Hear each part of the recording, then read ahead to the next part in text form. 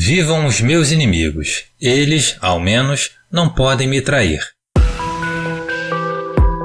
Este é o Visão Libertária, sua fonte de informações descentralizadas e distribuídas.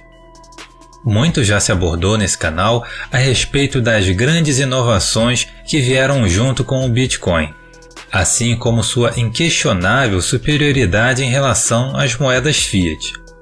Escassez matemática, descentralização, facilidade de armazenamento, confiabilidade e a cereja do bolo, ser totalmente alheia às decisões de bancos centrais. Com a crescente adesão de fundos de empresas ao redor do globo, parece inevitável que o ativo alce voos cada vez mais altos. Mas ainda há questionamentos sobre como os governos reagirão à sua popularização. Alguns países, especialmente os com histórico de moeda fraca, já proibiram a sua utilização, vide Bangladesh, Catar, Argélia e recentemente a Nigéria. A proibição começar exatamente nesses países não surpreende. A população vê no ouro digital uma forma de proteger seu poder de compra da inflação e das garras de seus corruptos. Considerando que mesmo as nações de moeda forte têm colocado as impressoras para funcionar, não deve tardar para o movimento se repetir no primeiro mundo. A questão que fica é, dado que esse cenário realmente se concretize nos próximos anos, o Estado terá poder para inviabilizar sua utilização? O grande firewall chinês, a mão de ferro do czar Putin ou as agências de inteligência americanas terão os recursos para tal? Para responder a essa pergunta, precisamos olhar para como esses países lidam com seus problemas atuais, principalmente para com os crimes financeiros. Em 2012, a Tax Justice Network, um grupo que luta por uma tributação mais justa e contra os paraísos fiscais, estimou que cerca de 27% dos investimentos globais estão detidos no exterior e, portanto, incapazes de se converterem em impostos. A OCDE e o FMI também já fizeram estimativas sobre o tópico, porém com dados bem mais conservadores, estimando que no máximo 8% da riqueza está nos supostos paraísos fiscais. Tudo isso só mostra o quanto é difícil ter precisão quando se trata de empresas offshore.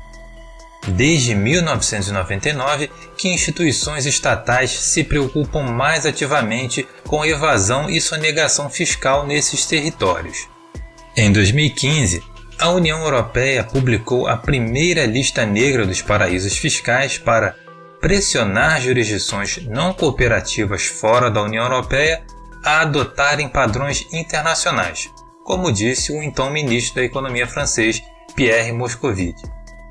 Na prática, nada muito relevante mudou desde então, e muitos desses territórios continuam excelentes locais para os multimilionários levarem suas fortunas.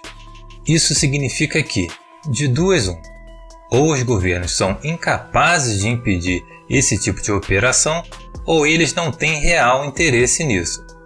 Para nossa felicidade, ambas as respostas estão corretas. O primeiro fato é óbvio. O Estado é incompetente na entrega de cartas, na saúde, na educação e em qualquer outra coisa que venha tentar. E na era digital, isso fica ainda mais difícil. Para transferirmos riqueza entre os continentes, não é mais necessário uma viagem de caravela pelo Atlântico. Precisamos só apertar alguns botões. A segunda hipótese de que políticos não têm um verdadeiro interesse em proibir tais práticas é o que abordaremos adiante, assim como os motivos que me fazem crer que lidarão com os ativos digitais da mesma maneira. Os paraísos fiscais não são fortemente combatidos e regulados porque isso não beneficia de forma alguma os parasitas da capital e nem seus amigos empresários. Numa matéria do Washington Post datada de 2009, foi revelado que 83 das 100 maiores companhias de capital aberto americanas tinham conta nesses países. E o mais cômico de tudo, 63 das 100 empresas têm grandes contratos com o governo federal, recebendo bilhões de dólares do Tesouro norte-americano. Vamos por isso em termos mais simples. Os pagadores de impostos financiam o Tesouro americano, o Tesouro financia empresas bilionárias por meio de contratos vantajosos e as empresas movimentam os lucros utilizando contas em paraísos fiscais. Quando o governo inunda o mercado com dinheiro artificial, essa lógica é potencializada ao máximo. Eis o maior mecanismo de concentração de renda que já foi inventado. Nem precisamos ir tão longe para ver isso. Lula é o pai dos pobres? Bom, nunca empreiteiras e bancos lucraram tanto quanto em seu governo, vide o caso do Odebrecht, com suas obras faraônicas dentro e fora do Brasil. Esse mecanismo funciona no exato mesmo modo em todo lugar do mundo, só variando o nível de sofisticação. Apesar do sistema ser engenhoso e cruel, ainda existe um grande problema. Mesmo que os primeiros recebedores do dinheiro tenham vantagem sobre os demais, os governantes mudam, e com eles mudam as pessoas e empresas beneficiadas. Como todos os governantes atualmente usam a mesma receita de expansão monetária, acordando o viciado com ainda mais droga, o caixa, parte fundamental para o funcionamento de qualquer negócio, é corroído pela nova inflação e, pelo que tudo indica, continuará a ser corroído cada vez mais. Onde os corruptos e seus amigos podem achar um ativo de fácil uso, com baixo custo de armazenamento, de transação e perfeito para ser usado em operações sigilosas. Criptoativos são a solução. Da mesma maneira que hoje fingem se importar com os paraísos fiscais, no futuro fingirão se importar com o Bitcoin. Como já explicado por Mises, o objetivo final da ação humana é sempre a satisfação de algum desejo do agente homem.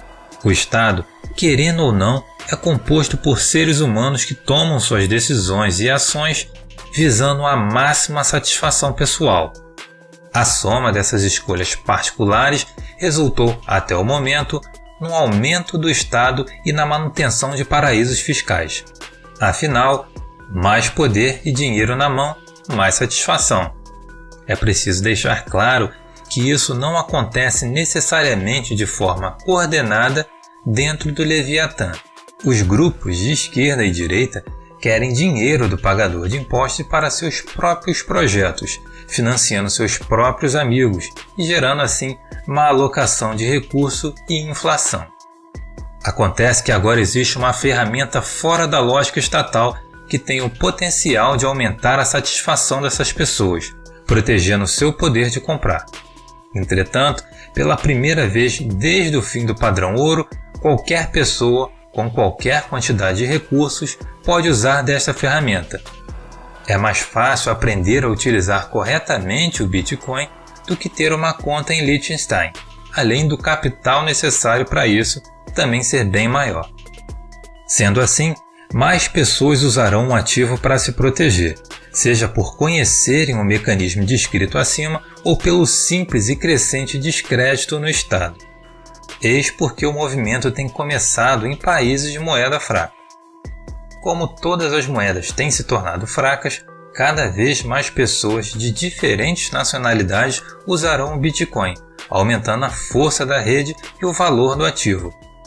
Quando virem que são incapazes de vencer essa nova ferramenta, como viu a Rússia, que voltou atrás na sua proibição de criptomoedas, então os próprios membros do Estado terão que se render. Os sistemas descentralizados vão vencer não por sua revolução política, mas porque sua superioridade é absoluta. Nesse caso, vale a máxima. Se não pode com eles, junte-se a eles.